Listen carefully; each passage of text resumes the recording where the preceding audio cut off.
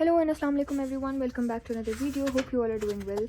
सो finally आज हम करने लगे हैं डिटेल्ड एनालिसिस डेट शीट का। पिछली वीडियो जब मैंने बनाई थी उस टाइम डेट शीट उसी टाइम आई थी और मैंने डिटेल से देखी हुई भी नहीं थी, तो इसलिए मैंने उसका कोई एनालिसिस नहीं किया था, ना ही अपना कोई रिव्यू दिया था। बट नाउ ये वाली डेट शीट जो होती है ना, ये वाली I love this date sheet better, क्योंकि वो दूसरी डेट शीट में आपको समझ ही नहीं आ रहा होता कि कौन सा पेपर कब है, किसका पेपर पहले है क्या बाद में है, क्योंकि कुछ ओल्ड सिलेबस हैं कुछ न्यू सिलेबस हैं, तो थोड़ा डिफरेंट हो जाता है। तो I found this date sheet on Instagram. आप लोग को भी इजीली मिल जाएगा, अगर आप लोग HSSC की डेट शीट सर्च करेंगे तो आप लोग को ये वाली डेट शीट इस फॉर्म में बहुत से पेजेस ने अपलोड की हुई है, ये मिल जाएगी आप लोग को बहुत आसानी से। तो सबसे पहले अगर हम देखें, हमारा सबसे पहला पेपर केमिस्ट्री का है विच इज़ ऑन 14th मई। अब हमारे एग्ज़ाम्स जो हैं वो 14th मई से 22nd जून तक हैं, विच वॉज़ नॉट एक्सपेक्टेड, क्योंकि हमारी जो सबसे पहली बार टेंटेटिव डेट आई थी वो आई थी 28 अप्रैल। उसके बाद जब दूसरी टेंटेटिव डेट आई कि थोड़ी एक्सटेंड हो गई है, सब यही कह रहे थे कि HSSC के एग्ज़ाम्स की डेट इसलिए एक्सटेंड हुई है क्योंकि SSC के आगे हो गए हैं। तो SSC के आगे होने की वजह से हमारी जो दूसरी टेंटेटिव डेट आई थी इट वॉज़ 5 मई।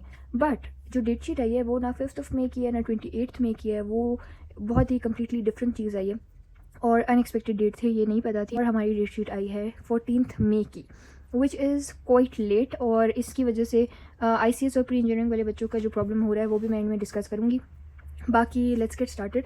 सबसे पहला पेपर हमारा केमिस्ट्री का है। अच्छा, मुझे बहुत बुरा लगता है जब केमिस्ट्री का पहला पेपर होता है, क्योंकि केमिस्ट्री का ना बहुत वियर्ड सा पेपर आता है, और जब आप पहला पेपर देते हैं ना केमिस्ट्री को तो वो स्ट्रेसफुल होता है थोड़ा। But on the other hand अगर हम अच्छी बात इसकी देखें तो इसमें यह है कि हमारी मर्ज़ी है, हम केमिस्ट्री को 4 दिन दें पढ़ने के लिए, 5 दिन दें, 1 वीक दें, हम अपनी मर्ज़ी से एक एडजस्टेड रूटीन, फ्लेक्सिबल रूटीन बना सकते हैं केमिस्ट्री के लिए, क्योंकि ये हमारे हाथ में है कि हम केमिस्ट्री को कितने दिन देंगे।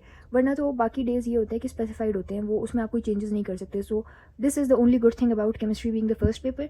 बाकी अल्लाह खैर करे, अल्लाह करे पहला पेपर है अच्छा हो, क्योंकि पहला पेपर खुदा ना खास्ता अगर ख़राब हो जाए थोड़ा सा तो फिर आपको सारे पेपर्स में उस एक पेपर की टेंशन रहती है। सो आई होप कि पहला पेपर जो है ना बहुत अच्छा हो हमारा। बट आई पर्सनली थिंक कि कोई भी ना साइंस सब्जेक्ट का पेपर ना पहले नहीं होना चाहिए, क्योंकि आपका पहला दिन होता है, आप एटमोसफेयर से अच्छी तरह नोन नहीं होते, आप यूज टू नहीं होते।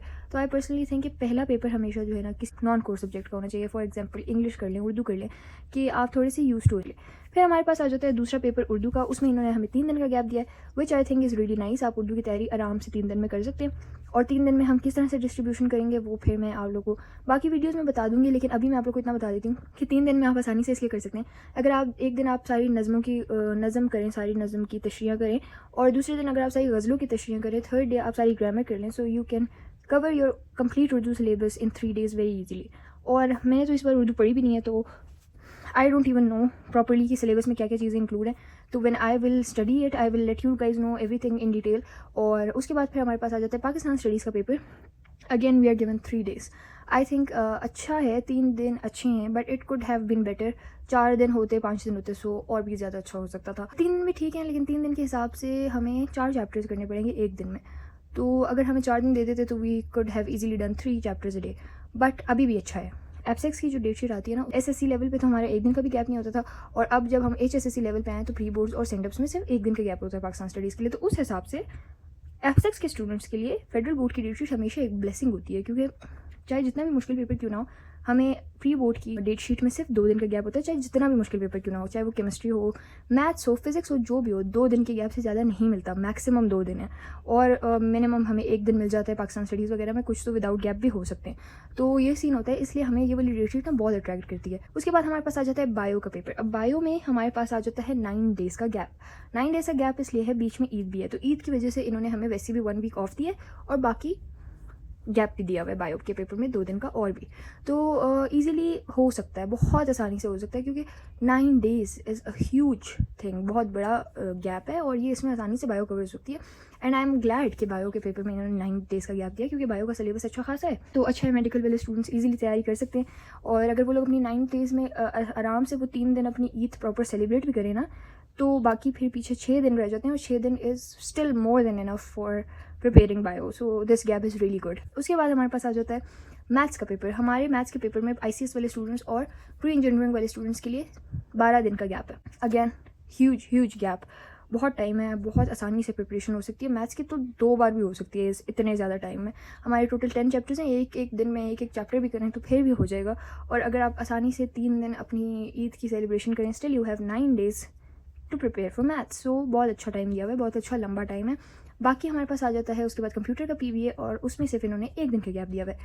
एक दिन का गैप है, बट आईसीएस वाले स्टूडेंट्स शुड नॉट कंप्लेन, क्योंकि पीछे आप लोग अगर देखें तो आपको नज़र आ रहा है कि आपके पास 12 डेज़ है। 12 डेज़ में अगर आप 3 दिन अपनी ईद के निकाल भी लेना, फिर भी पीछे आपके पास 9 डेज़ रह जाते हैं।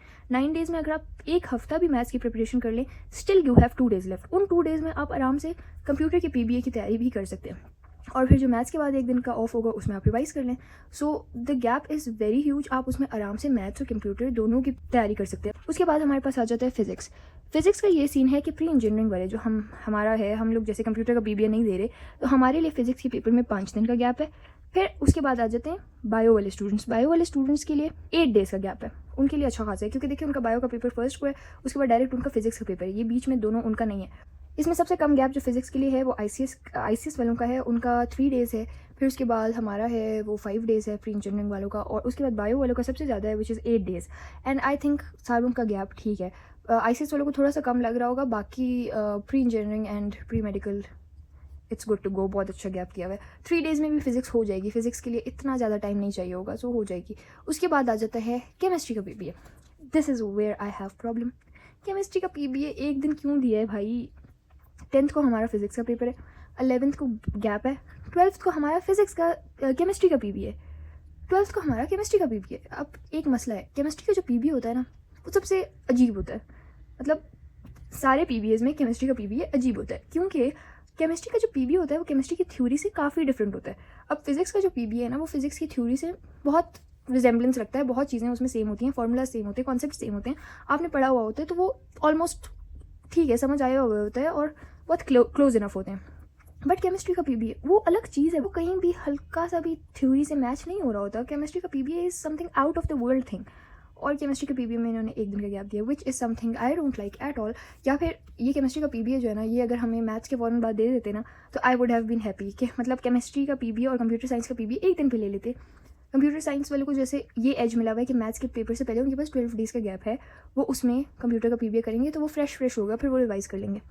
हमें भी अगर इसी टाइम पे केमिस्ट्री का पीबीए हमसे ले लेते तो आसान होता कि हम वो 12 डेज़ के गैप में वो पढ़ लेते और फिर उसका पीबीए दे देते। लेकिन हमारा पीबीए है भी फिजिक्स के पेपर के बाद, और फिजिक्स की जो 5 छुट्टियाँ उसमें ऐसा कोई एच टाइम एक्स्ट्रा हमें नहीं मिल रहा कि हम उसमें केमिस्ट्री की पीबीए की भी तैयारी करें। एंड केमिस्ट्री का पीबीए इज़ कॉम्प्लिकेटेड, सो वो उन्होंने हमें एक दिन नहीं देना चाहिए था। This is where I have a little bit problem कि यहाँ पे अगर 2 दिन भी होते I would have been so happy. या फिर अगर ये फिजिक्स का पीबीए होता फिर भी मैं कुछ ना बोलती, I wouldn't have said anything अगर ये फिजिक्स का पीबीए होता, क्योंकि एक दिन में मैं फिजिक्स का पीबीए की तैयारी कर लेती, चाहे पहली बार ही करनी है लेकिन मैं कर लेती। फिजिक्स का पीबीए हो जाता, प्रिपेयर कर लेते हैं हम। केमिस्ट्री का थोड़ा सा अजीब है, वो फार्मूलाज, वो केमिकल इक्वेशंस, उस तरह की चीज़ें हैं, वो हमें टाइम लगेगा उसके लिए। लेकिन हमारे पास एक दिन है और हाफ डे जो फिजिक्स के पेपर के बाद है वो है। सो या this is where I have a little bit problem कि ये इसमें थोड़ा सा ज़्यादा गैप होता तो बेहतर होता। उसके बाद हम आ जाते हैं 15th को आईसीएस वालों का थ्योरी पेपर है, और इसी तरह हमारे पास बायो का पीबीए। बायो के पीबीए में इन्होंने 2 दिन का गैप दिया हुआ है। देखें, इट्स गुड, 2 दिन अच्छा है, 2 दिन ठीक है। इसी तरह थ्योरी, आईसीएस की थ्योरी में इन्होंने 3 डेज़ का गैप दिया हुआ है, तो यहाँ पे आईसीएस वालों के लिए 3 डेज़ का गैप है और बायो वालों के लिए 2 दिन का। उसके बाद हमारे पास आ जाता है फिजिक्स। अब फिजिक्स में ये सीन है कि सबसे ज़्यादा गैप जो है वो है अगेन प्री इंजीनियरिंग का। प्री इंजीनियरिंग का यहाँ पे गैप ज़्यादा है, और which is 5 days. 5 days PBA के लिए बहुत ज़्यादा है भाई। ये 5 दिन जो पीबीए के लिए दिए हैं, इसमें से एक दिन निकाल के केमिस्ट्री में दे देते, एक दिन निकाल के उसमें दे देते पाकिस्तान स्टडीज़ में, और यहाँ पे 3 दिन का गैप दे देते। वहाँ पे 4 दे देते, यहाँ पे 2 दे देते, और उसके बाद पाकिस्तान स्टडीज़ का एक गैप पढ़ा देते और केमिस्ट्री के पीबीए का एक गैप पढ़ा देते। यहाँ पे 5 दिन देने की क्या ज़रूरत थी? मतलब 5 दिन just for a physics PBA. जैसे इन्होंने बाकी जो प्री मेडिकल वाले हैं और आईसीएस वाले हैं उनको 2 दिन का गैप मिला है फिजिक्स की पीबीए में, which is I think good, which is good to go. हमें 5 दिन का गैप दिया, 5 दिन बहुत लंबा टाइम है एक पीबीए की तैयारी करने के लिए। तो येस, जितना ज़्यादा लंबा टाइम ये लोग देते हैं बच्चे उतना ही उसको वेस्ट करते हैं। इससे अच्छा है कि पेपर जल्दी ख़त्म कर लेते हैं। उसके बाद हमारे पास आ जाता है इंग्लिश का पेपर, विच इज़ लास्ट, और उसमें भी 3 दिन का गैप दिया है, जिसमें 2 दिन भी काफ़ी होते हैं। अब इंग्लिश देखें, इंग्लिश और पाकिस्तान स्टडीज़ का आपस में कोई कंपैरिजन नहीं है। पाकिस्तान स्टडीज़ काफ़ी ज़्यादा है, इंग्लिश कम है, इंग्लिश इजी भी है, तो इंग्लिश और पाकिस्तान स्टडीज़ में इक्वल गैप है। लेकिन चले डेट शीट के एंड में मैं आप लोग को बताती हूँ ओवरऑल मुझे कैसी लगी है। उसके बाद हम आ जाते हैं HSSC 1 पे, क्योंकि जब भी मैं HSSC 1 को डिस्कस नहीं करती तो फिर कमेंट्स में मेरे फॉलोअर्स नाराज़ हो रहे होते हैं कि HSSC 1 को भी बता दें प्लीज़। चले हम उनका स्टार्ट करते हैं। उनका पहला पेपर है मैथ्स का, विच इज़ ऑन 15th, उसके बाद इनका इस्लामियात का पेपर है और इनके इस्लामियात के पेपर में गैप है 3 दिन का। 3 दिन का गैप इज़ फाइन। इस्लामियात में 3 दिन का गैप अच्छा है जैसे हमारे पाकिस्तान स्टडीज़ में, लेकिन अगर ज़्यादा होता तो और अच्छा होता। Just same is the case with Islamiyat. जो केस पाकिस्तान स्टडीज़ का है ना, वही सेम केस इस्लामियात का भी है कि 3 दिन ठीक है, लेकिन अगर ज़्यादा होता तो और अच्छा होता। इंग्लिश का आ जाता है फिर उनका, और इंग्लिश में इनका अगेन 3 डेज़ का गैप है। अगेन इंग्लिश और इस्लामियात में एक जितना गैप दिया हुआ है, जबकि इस्लामियात का सिलेबस काफ़ी ज़्यादा है। उसके बाद आ जाते हैं केमिस्ट्री के पेपर पे। केमिस्ट्री के पेपर में इन्होंने इनको दिया हुआ है 8 डेज़ का gap, which is good to go, बहुत अच्छा गैप है। केमिस्ट्री के लिए 8 दिन काफ़ी हैं। उसके बाद हमारे पास आ जाता है कंप्यूटर में 9 डेज़ का गैप है। अगेन बहुत ज़्यादा गैप है, 5-6 दिन भी इसके लिए काफ़ी होते हैं। उसके बाद हमारे पास आ जाता है उर्दू। केमिस्ट्री वाले जो प्री इंजीनियरिंग और प्री मेडिकल वाले जो स्टूडेंट्स हैं, उनके लिए केमिस्ट्री के बाद डायरेक्ट उर्दू है, और उर्दू में उनका 5 डेज़ का गैप है, विच इज़ अ लॉट, बहुत ज़्यादा टाइम है। उर्दू में इतना टाइम नहीं चाहिए होता। फिर जो ICS वाले बच्चे हैं, उनके पास उर्दू के लिए 4 डेज़ का गैप है। अगेन 4 और 5 डेज़ बहुत ज़्यादा हैं उर्दू के लिए। फिज़िक्स में हमारे पास आ जाता है 4 डेज़ का गैप। अब ये चीज़ मुझे थोड़ी सी अजीब लगती है कि फ़िज़िक्स एक साइंस सब्जेक्ट है, बहुत सारा सिलेबस है, उसका गैप भी 4 डेज़ है। और उर्दू जो कि एक आर्ट सब्जेक्ट है, उसका इतना ज़्यादा सिलेबस नहीं है जितना फ़िज़िक्स का है, उसका भी 5 और 4 दिन गैप है। तो यहाँ पे ये जो है ना, this is the thing that's confusing में। उसके बाद आ जाता है बायो में 3 दिन का गैप है। बायो इतना लंबा सब्जेक्ट, उसमें 3 दिन का गैप है, उर्दू में 5 दिन का गैप है। Man what's this. अब असली झटका तो मुझे यहाँ लगा था, ये जब मैंने देखा ना तो I was completely shocked. Tarjumatul Quran में 1 दिन का गैप है। तर्जुमातुल कुरान में 1 दिन का गैप दिया है, और उर्दू में 5 दिन का गैप है। उसका एक, आई थिंक पर्सनली उर्दू का 1 दिन निकाल के तर्जुमातुल कुरान में दे देना चाहिए था, which would make it 2 days. And for bio एक और दिन उर्दू का निकाल के बायो को दे देना चाहिए था, और उसका गैप जो है ना 4 दिन कर देना चाहिए था। बायो का 4 दिन और तर्जुमातुल कुरान का 2 दिन कर देना चाहिए था। उर्दू का 3 दिन भी काफ़ी था। खैर, HSSC 1 की डेट शीट, HSSC 2 की जो डेट्स हैं वो एज़ कम्पेयर टू HSSC 1 मुझे बेटर लगी हैं। HSSC 1 की भी इतनी बुरी डेट्स नहीं है, फिर भी ठीक है। उर्दू वाले टाइम पे आप लोग फिजिक्स की तैयारी कर लेना थोड़ी सी, तो कंपनसेट हो जाएगा। मुझे ओवरऑल डेट शीट अच्छी लगी है।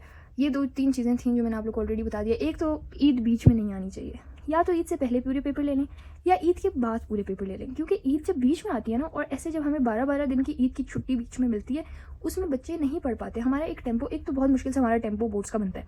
पहले तो हमारा बोर्ड्स का टेम्पो नहीं बनता, जब बन जाता है हम 2-3-4 पेपर दे देते हैं, टेम्पो बनता ही है। हमारे बीच में 12 दिन की छुट्टी आ रही है, और उसमें ऐसी शदीद तरीके से टेम्पो टूटता है। ईद होती है, आप इन्जॉय कर रहे होते हैं, आप उस फेज से ही निकल आते हैं कि आपका कोई बोर्ड का पेपर भी है।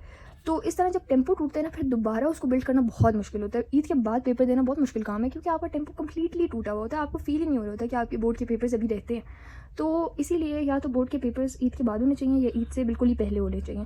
और दूसरी चीज़ जो मुझे नहीं अच्छी लगी वो was केमिस्ट्री के PBA में 1 दिन की छुट्टी, 2 दिन होने चाहिए थे। प्लीज़ 2 दिन एटलीस्ट होने चाहिए थे, but we can not do anything about it. तीसरी चीज़, सारे PBS अलग होने चाहिए। थ्योरी के बीच में PBA नहीं होना चाहिए। फॉर एग्जांपल, फिजिक्स का पेपर है, फिर केमिस्ट्री का PBA, फिर बायो का PBA, फिर फिजिक्स का PBA, फिर अचानक से इंग्लिश का पेपर है। एक बार में सारे पेपर्स खत्म कर देते, उसके बाद आराम से PBS ले लेते, but that's not the case. पहले आई थिंक ऐसे ही होता था कि पहले सारे थ्योरी के पेपर्स होते थे, उसके बाद कुछ डेज़ के गैप के बाद हमारे PBS स्टार्ट होते थे। अब ऐसा नहीं होता, अब डायरेक्टली आप लोग देख सकते हैं कि PBS बीच में। तो ये 3-4 चीज़ें थी which I think could have been better.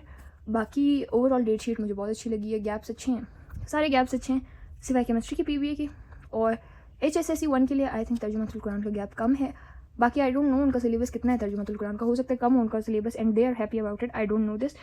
मुझे तर्जुमातुल कुरान का लगता है कि सिलेबस ज़्यादा होगा, क्योंकि हमने ये तर्जुमातुल कुरान नहीं पढ़ा जब हम फर्स्ट ईयर में थे, ये भी इंट्रोड्यूस हुआ है। सो आई पर्सनली डोंट नो कि उनका सिलेबस कितना है। अगर थोड़ा है तो फिर 1 day is more than enough, लेकिन अगर ज़्यादा है तो फिर थोड़ा ज़्यादा टाइम देना चाहिए था। और उर्दू का टाइम थोड़ा कम होना चाहिए था, 5 दिन बहुत ज़्यादा हैं उर्दू के लिए, बहुत ज़्यादा टाइम दिया हुआ है इनको। और बाकी ओवरऑल डेट शीट अच्छी है, बस पेपर्स बहुत लंबे जा रहे हैं। एक और चीज़, पेपर्स बहुत लंबे जा रहे हैं, 1 महीना भी नहीं है, 1 महीने से भी ऊपर है। सो इतने लंबे पेपर्स नहीं चलने चाहिए, 1 महीना मैक्सिमम ठीक है। बट ये जो ईद बीच में आ जाती है ना, जब भी ईद बीच में आई है, हमारे पेपर्स 1.5 मंथ्स के रहे। और अब एक और प्रॉब्लम है, ICS और प्री इंजीनियरिंग स्टूडेंट्स जो कि सेकेंड ईयर में, वो इस चीज़ की टेंशन में है कि हमारा एंट्री टेस्ट है। व्हाट वी थॉट वाज कि बोर्ड के पेपर्स 1 मई को, मतलब मई के स्टार्ट में स्टार्ट होंगे और एंड ऑफ मई तक ख़त्म हो जाएंगे, और फिर हमारे पास जून का पूरा महीना होगा कि हम आराम से एंट्री टेस्ट की तैयारी करेंगे, और जून एंड से जुलाई तक हमारे जो है ना एंट्री टेस्ट चलेंगे। तो ईजी सीन है। But no, we got pranked at last moments कि हमारे तो पेपर्स इस 22 जून को ख़त्म हो रहे हैं, और हमारे पास अब एक वीक बच गया है एंट्री टेस्ट की तैयारी के लिए। और एंट्री टेस्ट की जो एक्सपेक्टेड डेट्स हैं वो सारी जो है ना एंड ऑफ जून या फर्स्ट वीक ऑफ जुलाई हैं। और कोई भी यूनिवर्सिटी ने अभी तक ये अनाउंस नहीं किया कि वो डेट्स आगे करेंगे, क्योंकि उनका कहना ये है कि वो ओवरलैप नहीं हो रहा। अगर पेपर और एंट्री टेस्ट एक दिन पे होता तो हम चेंज कर लेते, लेकिन प्रेपरेटरी टाइम कम हुआ है तो उसके रिस्पॉन्सिबल वो नहीं है। सो लेट्स जस्ट होप कि वो लोग भी डेट्स आगे कर दें, बट पता नहीं होंगी कि नहीं होंगी। अभी के लिए तो यही है कि हमारा 5 to 6 डेज़ एक एंट्री टेस्ट में होंगे, 10 डेज़ दूसरे में होंगे, तो हमारे पास 1 महीना नहीं है तैयारी के लिए। हमारा एंट्री टेस्ट वाला टाइम जो है वो बहुत लिमिट हो गया है, बहुत कम हो गया है। सो आई जस्ट होप कि हमारे बोर्ड के पेपर्स बहुत अच्छे हों इंशाल्लाह, और हमारे एंट्री टेस्ट भी बहुत अच्छे हों, और इंशाल्लाह हमारा बहुत अच्छी जगह एडमिशन भी हो जाए।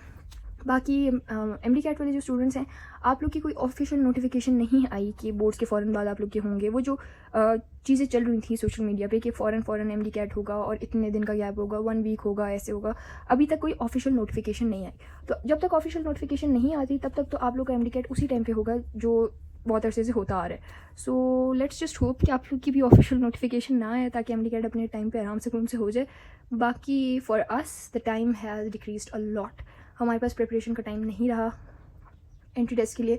जिन बच्चों ने एंट्री टेस्ट प्रिपरेशन पूरी तरह से छोड़ी हुई थी कि हम बोर्ड के बाद आराम से करेंगे, तो उनका तो बहुत ज़्यादा बैड सीन हो गया। और जिन्होंने थोड़ी बहुत की हुई है तो they are still in the safe zone, क्योंकि पूरी तरह से प्रिपरेशन एक वीक में करना इज़ नॉट पॉसिबल। तो अभी भी अगर आपके पास थोड़ा टाइम स्लॉट बचता है तो अपनी एंट्री टेस्ट की तैयारी भी थोड़ी साथ साथ रखें, क्योंकि बाद में तो बिल्कुल ही टाइम नहीं है। सो आई जस्ट होप ये सारी चीज़ें स्मूथली हो जाएं, आराम से हो जाएं। अभी हमारा मई से लेके जून जुलाई एंड तक बहुत क्रूशल टाइम है, एंड इसी में बोर्ड्स हैं, इसी में एंट्री टेस्ट हैं, और यही हमारे एक फ्यूचर को एक डायरेक्शन देगा। So let's just hope for the best and remember me and my family in your prayer, and good luck to you all. See you all in the next one. Till next time, Allah Hafiz and bye bye.